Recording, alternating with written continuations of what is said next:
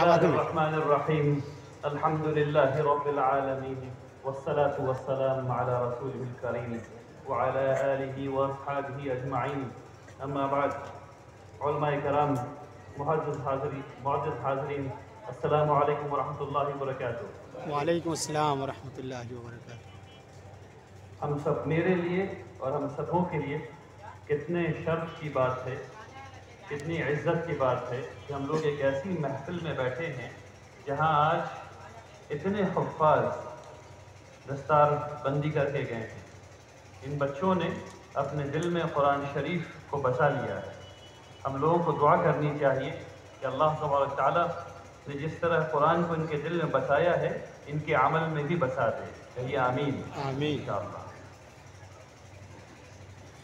اسی طرح یہ سعادت کی بات ہے میرے لیے بھی اور آپ کے لیے بھی کہ ہم لوگ ایسی مجلس میں بیٹھے ہیں جس میں اللہ کی توفیق سے آج ہم لوگ دارالقضا کی ایک نئی برانچ کا افتتاح کرنے جا رہے ہیں. سبحان اللہ و بحمدہ سبحان اللہ العظیم. مجھے بہت احساس ہے کہ آپ میں سے بہت لوگ بہت دھوپ میں بہت دیر سے بیٹھے ہوئے ہیں، اس لیے بات بہت لمبی کی جائے ضروری نہیں ہے، بات دل تک پہنچنی چاہیے. میں کوشش کروں گا کہ چھوٹی بات کروں تاکہ خاص کر کے یہاں پر جو لوگ بیٹھے ہیں دھوپ میں ان کو تھوڑی آسانی پیدا ہو جائے میرے کم کلام کرنے سے. دیکھیے، اپنی بات کو شروع کرنے سے پہلے میں شکریہ ادا کرنا چاہتا ہوں حضرت مولانا عقیل الرحمن صاحب کا، جناب ماسٹر نسیم احمد صاحب کا، جناب ماسٹر صدیق اکبر صاحب کا، جناب مولانا محمد یاسین صاحب رحمانی کا، جنہوں نے مجھے دعوت دی اور جنہوں نے یہاں اس مدرسے میں دارالقضا کے قیام کو ممکن بنایا. اللہ تبارک تعالیٰ آپ تمام لوگوں کو جزائے خیر دے. بارک اللہ فیکم جمیعا. یہ تقریب دارالقضا کے سلسلے میں ہے تو چند باتیں دارالقضا کے سلسلے میں. اگر آپ اپنے بھائی سے وعدہ کرتے ہیں، کوئی بھی وعدہ کرتے ہیں اور اس کو نہیں نبھاتے ہیں یا آپ کا بھائی نہیں نبھاتا ہے تو آپ کیا کہتے ہیں اس کے بارے میں؟ وعدہ خلاف ہو گیا. ٹھیک ہے نا، وعدہ خلاف ہو گیا. اور آپ زندگی بھر کینہ اپنے دل میں رکھتے ہیں، زندگی بھر کینہ اپنے دل میں رکھتے ہیں. آپ نے جب کہا لا الہ الا اللہ محمد الرسول اللہ تو آپ نے ایک وعدہ کیا ہے. وہ کیا وعدہ ہے؟ آپ نے کہا یا اللہ میں آپ کو اللہ مانتا ہوں، یا اللہ میں آپ کو اللہ مانتا ہوں. اس کا کیا مطلب ہے کہ آپ کو اللہ مانتا ہوں؟ اس کا مطلب یہ ہے کہ آپ مجھے بتائیں گے کہ میں کون ہوں. اس کا مطلب یہ کہ آپ مجھے بتائیں گے، اللہ آپ کو بتائیں گے آپ کہاں سے آئے ہیں اور کہاں جا رہے ہیں. کہاں سے آئے ہیں اور کہاں جا رہے ہیں. اس کا مطلب یہ ہے کہ آپ اللہ سے کہیں گے کہ یا اللہ آپ مجھے بتائیے کہ یہ جو وقفہ آپ نے مجھے دیا ہے اس دنیا میں جہاں میں مسافر ہوں، یہ جو وقفہ آپ نے مجھے دیا ہے اس دنیا میں جہاں میں مسافر ہوں، مجھے اس سفر کو کیسے طے کرنا ہے. یہ ہے وہ وعدہ جو آپ نے اللہ سے کر لیا. اچھا، یہ کوئی ضروری نہیں کہ آپ اس وعدے پہ قائم بھی رہیں، نعوذ باللہ کہ نہ رہیں، لیکن آپ میں سے جو نہیں رہتے ان کو ہم لوگ ملحد کہتے ہیں. وہ جو ایتھیسٹ ہو گئے جن کو اللہ پر اعتبار نہیں رہا ہے نا. اب آپ نے یہ وعدہ کیا ہے تو کیا اس وعدے کو توڑنا ہے یا اس وعدے پر قائم رہنا ہے؟ اب اگر اس کو وعدے کو پہ قائم رہنا ہے تو اللہ نے کہا لو یہ ہے کتاب. اللہ نے دے دی کتاب. اب یہ کتاب آپ کے ہاتھ میں ہے، سب مسلمان کے ہاتھ میں وہ کتاب ہے. کچھ نے اس کو پکڑ لیا، کچھ نے دکھاوے کے لیے پکڑ لیا اور کچھ کو پتہ نہیں کہ کیا پکڑے ہوئے ہیں، ہے نا.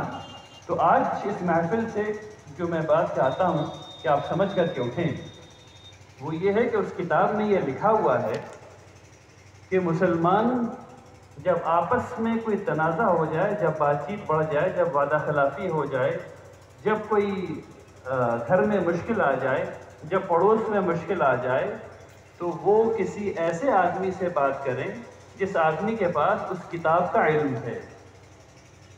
ایک ایسے آدمی سے بات کریں جس آدمی کے پاس اس کتاب کا علم ہے. اچھا ایسا بھی ہوتا ہے کہ دو لوگ جن کے پاس اس کتاب کا علم ہے ان میں بھی جھگڑا ہوتا ہے اور بہت ہوتا ہے، تو ان کے لیے ضروری ہے کہ وہ بھی کسی ایسے کے پاس جائیں جن کے پاس پھر کتاب کا علم ہو، کیونکہ بعض دفعہ اللہ میاں انشراح صدر کسی اور کو دیتے ہیں۔ اچھا یہ کون ہے جس کے پاس آپ جائیں گے؟ اس شہر کے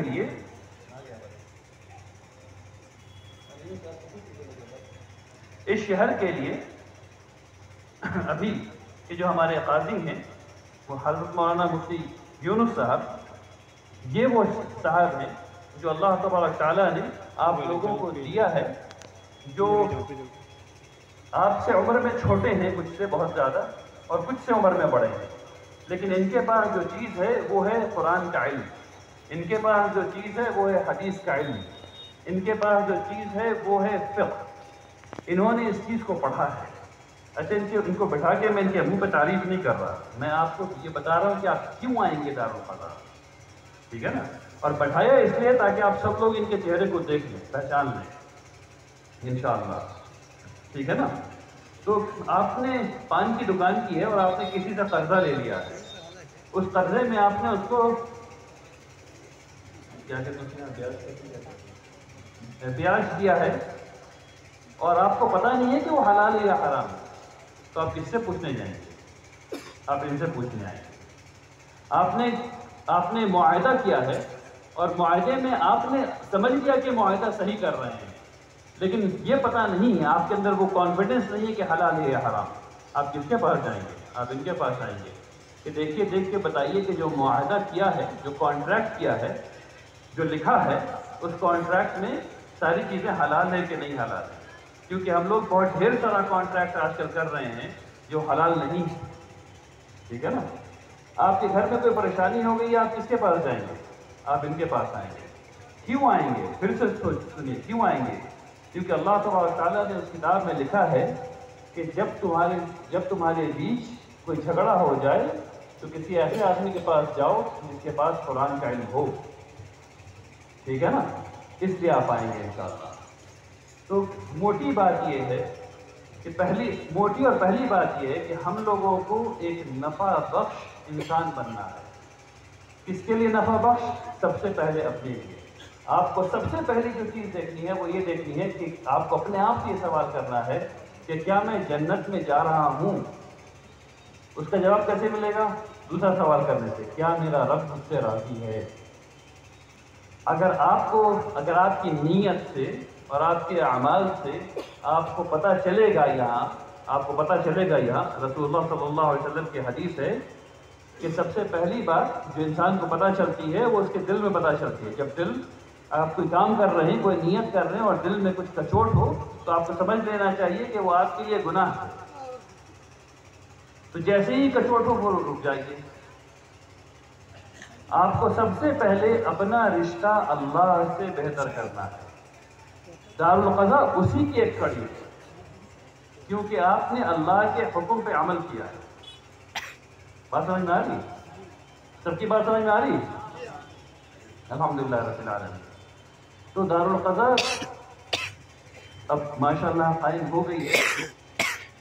آپ میں سے بہت سے لوگ دارالقضا اس لیے نہیں آئیں گے کیونکہ بیٹی کا معاملہ ہے، کیسے جائیں؟ کیونکہ بیٹے کا معاملہ ہے، کیسے جائیں؟ عزت کا معاملہ ہے۔ آپ کو یہ طے کرنا ہوگا کہ آپ کو آپ کی عزت پیاری ہے یا اللہ کی محبت پیاری ہے۔ آپ کو یہ طے کرنا پڑے گا کہ آپ کو اپنی ثقافت، اپنا کلچر، دنیا کیا کہے گی، بھائی کیا کہیں گے، بیوی کیا کہے گی، بیٹی کیا کہے گی، وہ پیارا ہے یا اللہ کی محبت پیاری ہے، اللہ کی رضا پیاری ہے، ٹھیک ہے نا؟ ہم لوگ اپنے سماج میں جکڑ گئے ہیں، اس سے باہر نکلنے کی ضرورت ہے۔ ہم کو ایک نئے قسم کے سماج کو بنانا ہے۔ کون سا سماج؟ جو اسلامی تعلیمات پر مبنی ہو، جو سب سے پہلے یہ دیکھے کہ یہ جو میں کر رہا ہوں اس سے میں جنت میں جا رہا ہوں یا نہیں جا رہا ہوں، سب سے پہلے۔ کیونکہ قرآن شریف میں ایک آیت ہے جو دل ہلا دیتی ہے، بعد اعوذ باللہ من الشیطان الرجیم، قرآن شریف میں کہا ہے آئیے، یوم یفر المرء من اخیہ وامہ وابیہ وصاحبتہ وبنیہ۔